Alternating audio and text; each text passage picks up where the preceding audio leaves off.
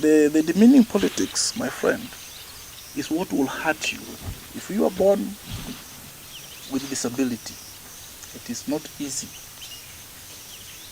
And you can see even other electoral seats, MCA, MP, it attracts very few people from either gender.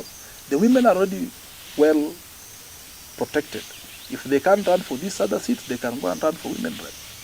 But you see, the field for people with disability is very restrictive. And for one of us to come up to that level of even just wanting to be a governor, it's very encouraging. But the demeaning politics reflects the position of a person with disability in this society, that you can't get it. Anything that a person with disability has a right over, they must bring in a demeaning politics. The demeaning politics against him is twofold. One, that is a person with disability. Two, that his other mistake is that his elder brother is a party leader or a speaker. So, if you have a brother who is a speaker, you can't contest. You can't bring in your skills. If you are a person with disability, does that limit you from meaningful contribution to the society? So, it's about society looking at people with disability from a perspective of what can they bring on the table, without looking at your family background, without looking at how restrictive your disability is. So this is an eye opener for people living with disability and the society itself. It is a glut in the society. How can you assume all other aspects of one person and only die with two issues? That he has an elder brother who is doing very well, politically, or as a clout, and the fact that he is disabled. You see, my brother, disability will restrict even him to get to them. There are areas even you can't get to when you want to campaign. That is why we must take it upon ourselves. There are areas team may not, even if it does want, it will be very restrictive, because society has not opened up roads for people with disability. They even don't care how you get there. But the more the access it is for a person with disability, the better for you, person who is not disabled. So we need someone who understands those limitations to a table of leadership. Support is comparative.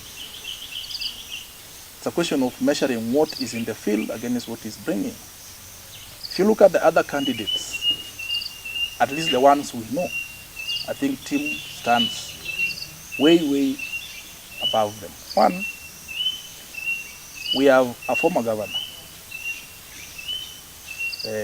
His Excellency, the former governor Ngamati. We have the candidature of Honorable Didmas and others. If you look at Bungoma with the experiences we have had, then that is where Tim comes in. A person with disability that Tim brings in is that the two may look very good with their own resumes, but at least we are sure that a person with disability will not sponsor violence, will not bring out politics of chaos. Tim is very polished, very humble. The demeanor, the stature is good for this county. Two, look at what he has done in Westlands. Look at the cosmopolitan nature of that constituency and see who else will do it. If it were them to stand in Westlands, they wouldn't get anywhere. So Tim comes in with that background, and besides being a lawyer of repute, he is very humble. He's very supportive of ventures of people who are marginal, not just disabilities. That ability to cobble a team, a management team, that can reflect the wishes of this county is now where Tim beats the others. Wangamati is tried, you saw what is here, he did good projects, but his personality and how he was relating with even the downtrodden is very wanting, to say the least. Didmas, very good, a grassroots mobilizer.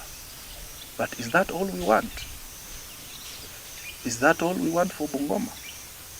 His other side is very intimidating. And that is, for me, where team brings in sobriety, consultations before engaging. You can't come in with a perspective of know-it-all. You can't come here with a perspective of intimidations, and you can't come here with a perspective of being untouchable. I think that those are my grounds.